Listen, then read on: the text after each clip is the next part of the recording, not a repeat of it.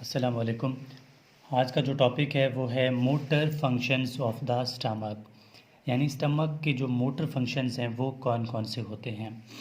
अच्छा, स्टमक के जो मोटर फंक्शन हैं वो होते हैं तीन। ठीक है, पहला है स्टोरेज,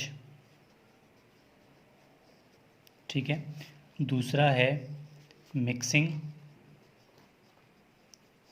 ठीक है, और तीसरा है एम्पटिंग। ठीक है, देखिए ना, जैसे ही फूड आएगा सबसे पहले वो स्टोर होगा, उसके बाद वही स्टोर्ड फूड जो है वो स्टमक में मिक्स्ड होगा, मिक्स्ड के बाद वही फूड स्टमक से एम्प्टी होकर आगे चला जाएगा। अब कैसे होता है, किस तरह होता है, वो देखते हैं। अच्छा, सबसे पहले बात करेंगे स्टोरेज की। अच्छा, जो स्टोरेज है बहुत आसान है। अच्छा, स्टोरेज इस तरह है कि ये हमारे पास, ठीक है, एसोफेगस है, ठीक है, एसोफेगस है, ये हम स्टमक का डायग्राम बनाएंगे पहले।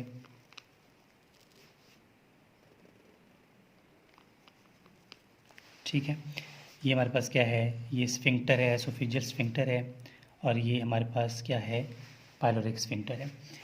अब होता ये है कि जैसे ही फूड जो है वो माउथ से आएगा, ठीक है, जैसे ही फूड यहाँ से आएगा ना, तो ये स्टमक, ये जो ये वाल्स है ना एसोफेगस के, तो ये थोड़ा स्ट्रेच हो जाएंगे, ये थोड़ा इस तरह हो जाएंगे, ये फूड जो है ये इस तरह आ गया। जैसे ये मूवमेंट होती जाएगी ना, ये एक दूसरे से अलग होता जाएगा और ये फूड है वो अंदर की तरफ आता जाएगा।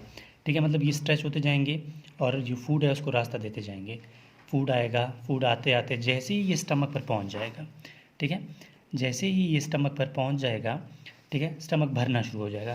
स्टमक भरते भरते भरते जैसे ही स्टमक को फूड ज़्यादा, मतलब बाहर से फूड ज़्यादा आ रहा है, फूड ज़्यादा आएगा तो स्टमक के यहाँ पर, ठीक है, सेंसरी जो नर्व है, मतलब यहाँ पर वेगस नर्व के ज़रिए, सेंसरी पोर्शन के ज़रिए, ठीक है, तो यहाँ से ये सेंट्रल नर्वस सिस्टम को सिग्नल देगा, ठीक है, सीएनएस के मेडुला पार्ट को,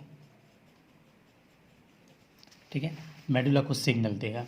ये मेडुला को सिग्नल देगा और इसके ज़रिए, क्योंकि इससे फूड आ रही थी, जैसे यहाँ पर आई थी तो फूड ज़्यादा होता जा रहा था, तो यहाँ पर रिसेप्टर थे, उस रिसेप्टर ने सेंसरी न्यूरॉन को, यानी सेंसरी नर्व, वेगस नर्व के सेंसरी पोर्शंस को सिग्नल दिया कि इसको मेडुला ऑब्लोंगेटा को यार फूड आ रहा है, अब क्या करना है। जैसे ही ये सिग्नल यहाँ पर जाएगा तो इसके बर्रक्स जो हमारे पास वेगस नर्व है वो तो लाजमी बात है मिक्स नर्व है, ठीक है, वेगस नर्व जो अभी इसके मोटर पोर्शन से दोबारा बैक पोर्शन, मतलब जो मेडुला है दोबारा बैक सिग्नल देगा किसको, स्टमक को, स्टमक के इस पोर्शन को जिसमें वेगस नर्व जो है वो एक्टिवेट कर रहा है, एक्टिवेशन मतलब वेगस नर्व यहाँ पर काम कर रहा है। तो दोबारा यहाँ पर मोटर नर्व जो है, ये पहले सेंसरी था, ये मोटर नर्व है, मोटर पोर्शन किसका, वेगस नर्व का, ठीक है, दोबारा सिग्नल देगा किसको, स्टमक को, कि यार आप थोड़ा स्ट्रेच हो जाओ, मतलब अपने वॉल्यूम जो है वो इंक्रीज़ कर लो। अगर स्टमक ये है तो वो थोड़ा फूल जाएगा, स्मूथ मसल्स हैं वो थोड़ा खुल जाएंगे और स्टमक के अंदर फूड ज़्यादा होता जाएगा। तो इस तरह स्टमक जो है वो फूड को स्टोरेज करता है। किस तरह करता है, दोबारा देखें, पहले फूड आई, फूड भर गया, बस जैसे ही भर रहा था तो स्टमक के वाल जो है उसकी वॉल्यूम इंक्रीज, मतलब नॉर्मल था। दोबारा यहाँ से सिग्नल गई, ठीक है, वेगस नर्व के ज़रिए, कहाँ पर, मेडुला ऑब्लोंगेटा पर, वहाँ से दोबारा मोटर फाइबर्स निकले किसके, वेगस नर्व के, वो स्टमक पर सिग्नल दिया कि यार आपने क्या करना है, थोड़ा स्ट्रेच होना है ताकि वॉल्यूम इंक्रीज़ हो सके और फूड ज़्यादा स्टोर हो सके। तो ये हो गया स्टोरेज का, कि स्टोरेज किस तरह हो रही थी। अब बात करेंगे कि मिक्सिंग किस तरह हो रही है, ठीक है, मिक्सिंग, फूड की मिक्सिंग किस तरह हो रही है, फिर दोबारा वही डायग्राम बनाएंगे, ठीक है, ये इस तरह हो गया। अब मिक्सिंग इस तरह होती है कि ये जो स्टमक है, फूड आई, ठीक है, फूड जैसे ही यहाँ पर आएगी तो यहाँ पर स्टमक में, ठीक है, ये स्टमक है ना इस तरह, यहाँ पर कुछ सेल्स होते हैं, ठीक है, कुछ सेल्स होते हैं स्टमक के, ये बॉडी या ठीक है फंडस या बॉडी के एरिया पे ना कुछ सेल्स होते हैं। इन सेल्स को बोलते हैं interstitial cells of Cajal, interstitial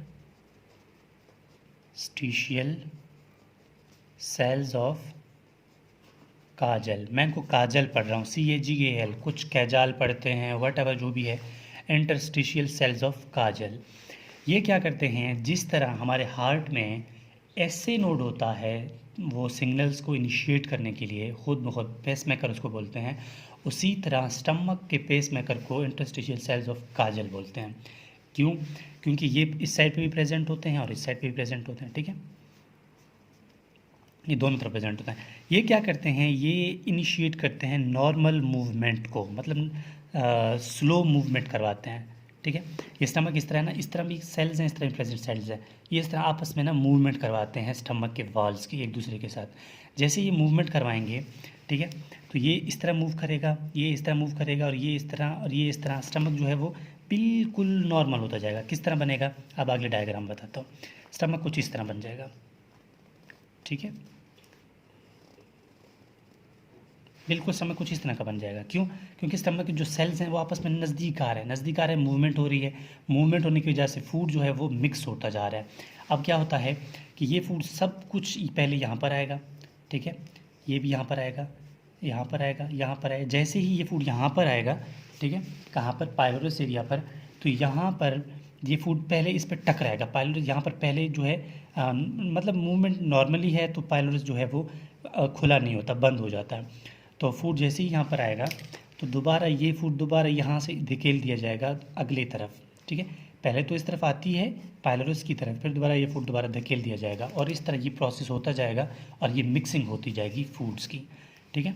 किसकी वजह से? इंटरस्टिशियल सेल्स ऑफ काजल की वजह से। दोबारा देखें क्या हुआ था, मिक्सिंग किस तरह हो रही थी।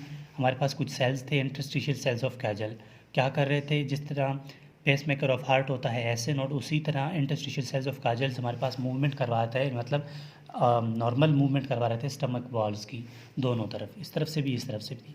दो जैसे ही फूड जो है मूव कर रहा था, स्टमक जो है वो उसकी वॉल्यूम जो है वो डिक्रीज़ हो रही थी, डिक्रीजन की वजह से फूड जो है वो मिक्सड हो रहा था। किसके साथ?